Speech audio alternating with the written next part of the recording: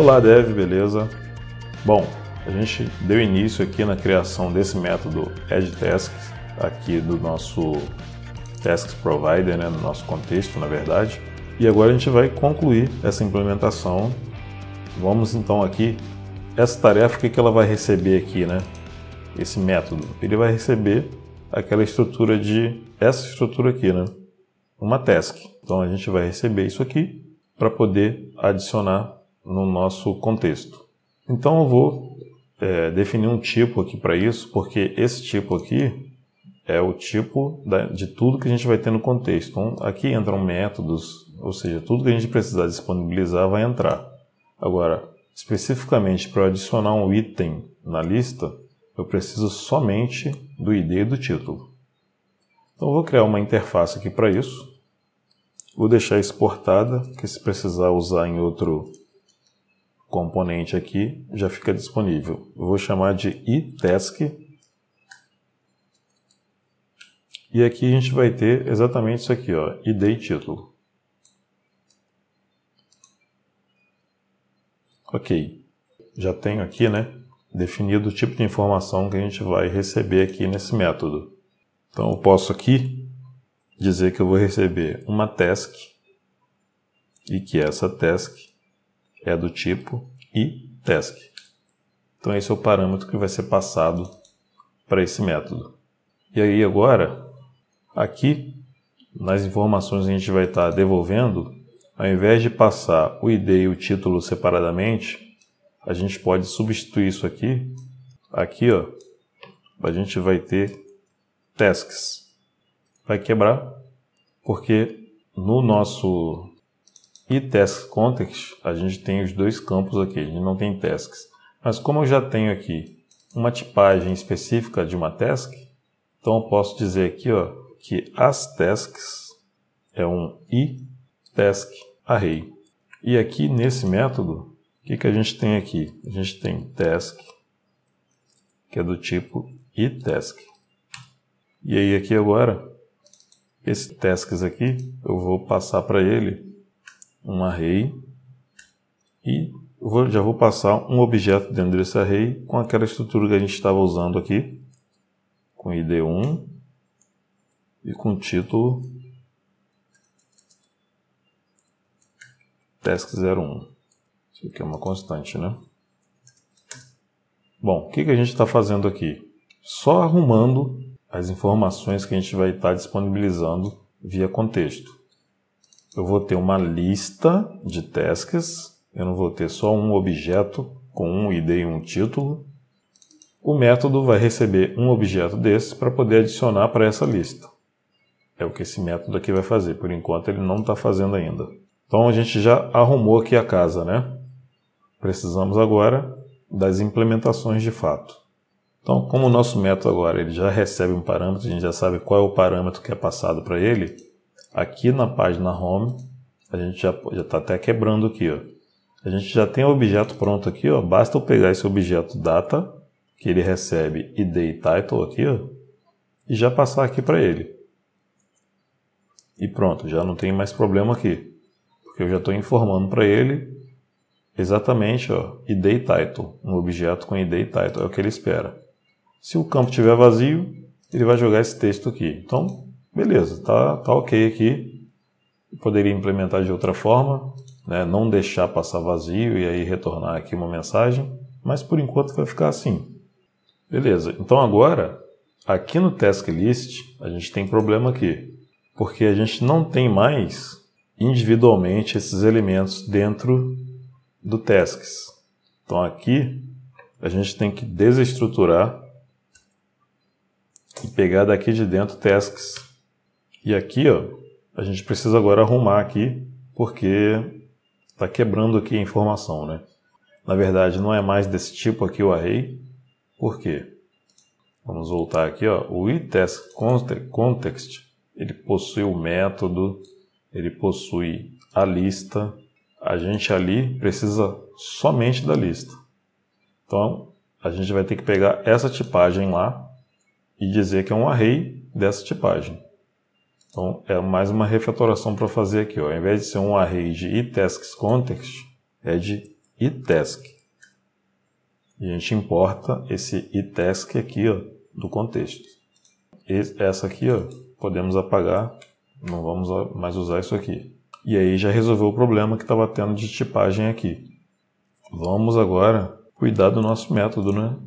E aí que vem a questão de como armazenar a informação aqui no dispositivo, né? Porque quando eu for adicionar esse item, eu vou adicioná-lo aonde? Eu preciso de uma estrutura de dados, eu preciso persistir essa informação em algum local. O que a gente vai usar aqui é o Async Storage. Então eu já tenho ele aberto aqui. O Async Storage ele é um banco de dados assíncrono para a gente armazenar dados no próprio dispositivo mobile do usuário. Então a forma de usar esse cara é muito similar ao Local Storage que a gente usa no browser. Para quem já conhece, quem já trabalhou, é mais ou menos a mesma coisa. A diferença é que aqui ele é assíncrono, né? Então sempre que a gente for trabalhar com os métodos desse cara, a gente precisa trabalhar com promise. A gente usa o async, await, para poder trabalhar com os métodos para manipular a informação dele. É a única diferença em relação ao local storage. Mas é da mesma forma o uso, né? Ele usa um par de chave e valor. Então, através da chave, você busca o valor, ou através de uma chave, você seta um valor, né? Cria.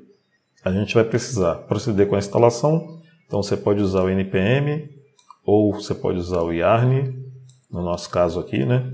Em projetos com Expo, também tem a opção de instalar usando a CLI do Expo. Não é o nosso caso aqui. Então, quem está usando npm é esse comando, quem está usando yarn é esse. Eu vou usar o yarn, então eu vou dar um copy aqui nessa linha. Vou voltar aqui no projeto para a gente fazer essa instalação. E nesse caso, a gente precisa parar a execução. O metro aqui, ó, vou dar um Ctrl C, porque aqui a gente vai trabalhar com o recurso nativo do app, ou seja, a gente vai instalar um banco de dados para que o nosso app consiga manipular, armazenar, né, informações no próprio dispositivo. Então a gente vai mexer com recurso nativo, e nesse caso a gente tem que parar a execução da aplicação, instalar e rodar. No caso de quem está usando macOS, rodar o podinstall, né? E também, no caso de macOS e do Android também, rodar o comando de link. Então já vou colar aqui o comando que eu copiei com yarn. Primeiro passo é a instalação. Aqui no meu caso, como eu estou trabalhando com macOS, eu vou rodar o podinstall. Então eu vou limpar a tela aqui.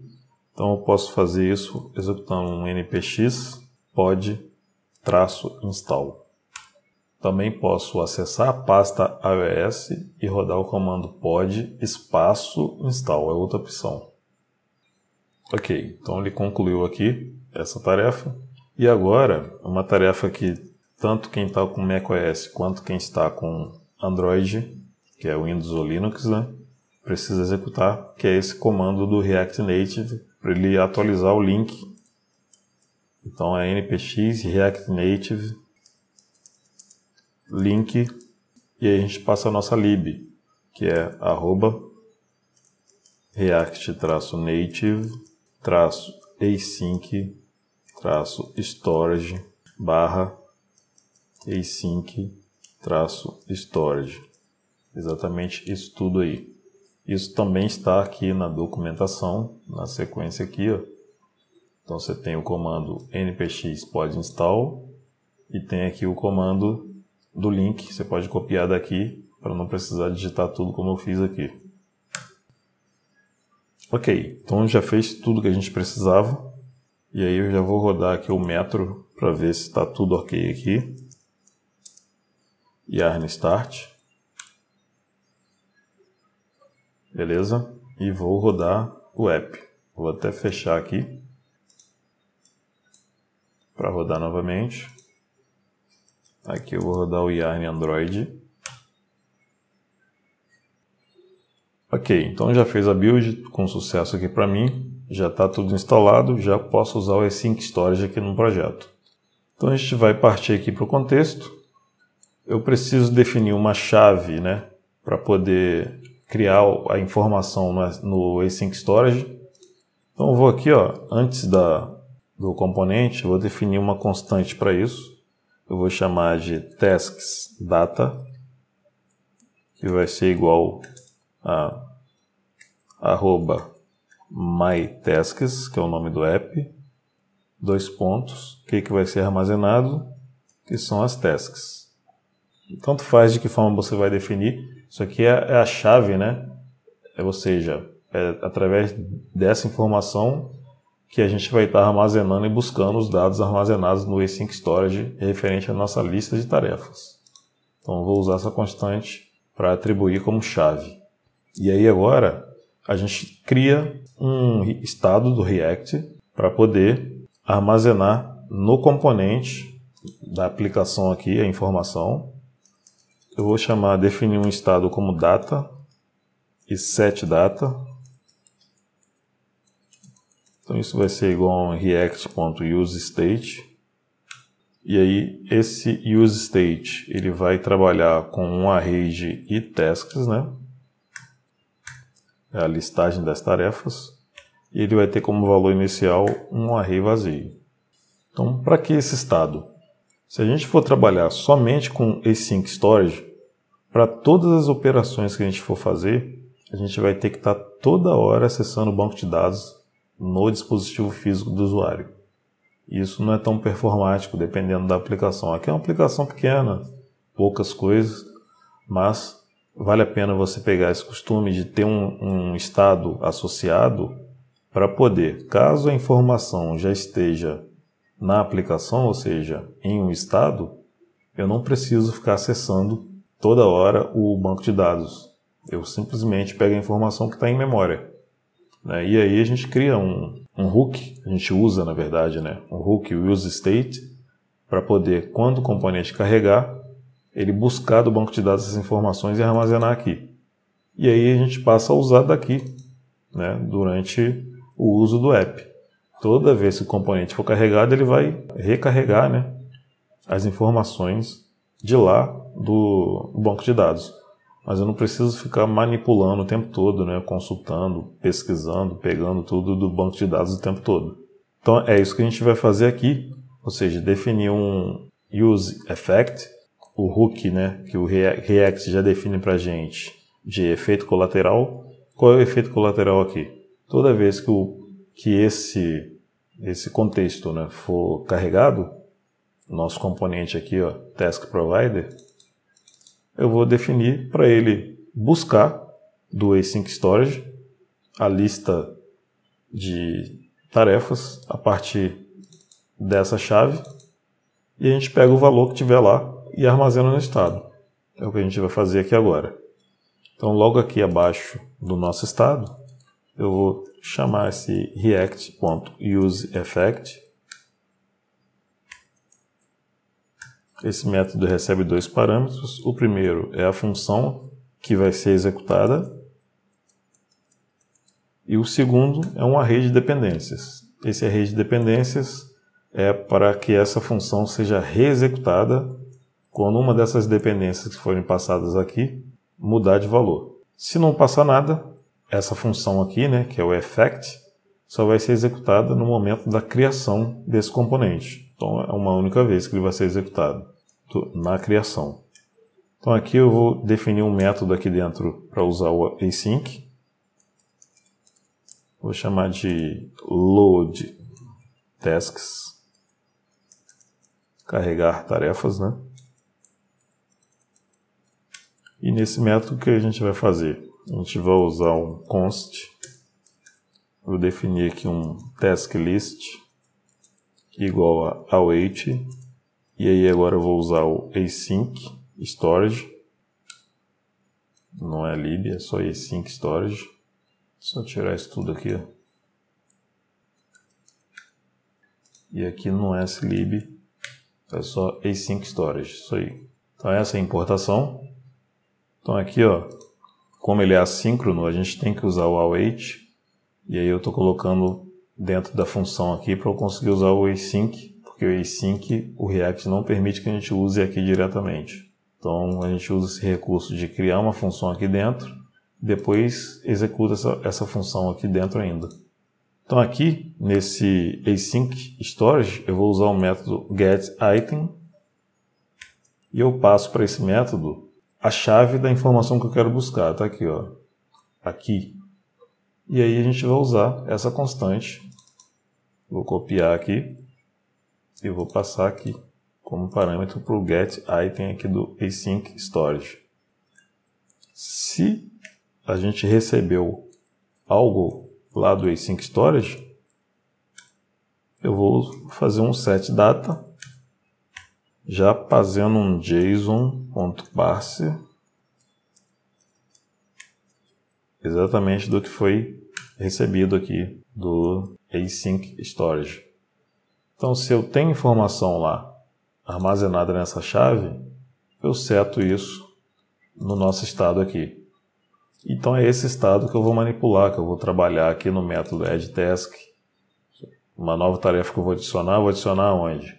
Vou adicionar no async storage e também atualizo o estado. Então o método basicamente faz isso. Agora, para ele ser executado de fato, a gente tem que chamá-lo aqui, ó, logo depois da criação dele, a gente executa ele. Pronto. Aqui dentro do useEffect. Então, toda vez que esse taskProvide for carregado, esse useEffect ele é executado. Então, ele verifica, tem informação lá, pega, joga no estado. E aí agora fica fácil a gente implementar aqui o nosso método. Por quê? Eu posso tirar esse console log daqui. Vou usar aqui um try-catch. Então aqui eu vou pegar new task list. Vai ser igual a um array. Porque eu tenho que pegar tudo que já existe dentro do estado, que é o estado data, e adicionar a informação que está sendo passada por parâmetro. Então essa vai ser a nova lista. Ela vai pegar tudo que existe lá atualmente, mais o que está sendo passado aqui. Beleza? Então eu já estou colocando aqui nessa constante a lista atualizada. A partir do momento que eu já tenho essa informação atualizada, eu já uso um setData passando esse new task list. Já atualizo o contexto com a nova lista. E a mesma coisa eu preciso fazer no storage, async storage.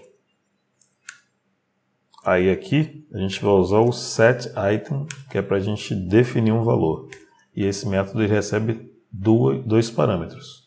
O primeiro é a chave e o segundo é o valor. Como todo valor que a gente armazena aqui no async storage é uma string, e a gente está passando para ele um array de objetos, a gente precisa serializar isso com o json.stringify. Por isso que aqui eu usei o json.parse. Ele vai pegar de dentro do async storage uma string serializada. Com o json.parse, a gente transforma isso num array de objetos novamente, e é isso que eu armazeno no estado. Então a gente aqui faz o inverso.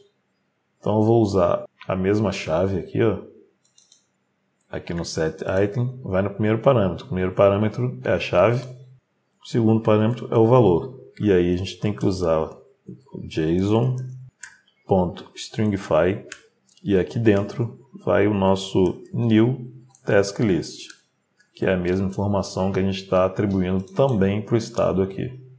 Agora aqui está criticando porque a gente não passou a estrutura do catch.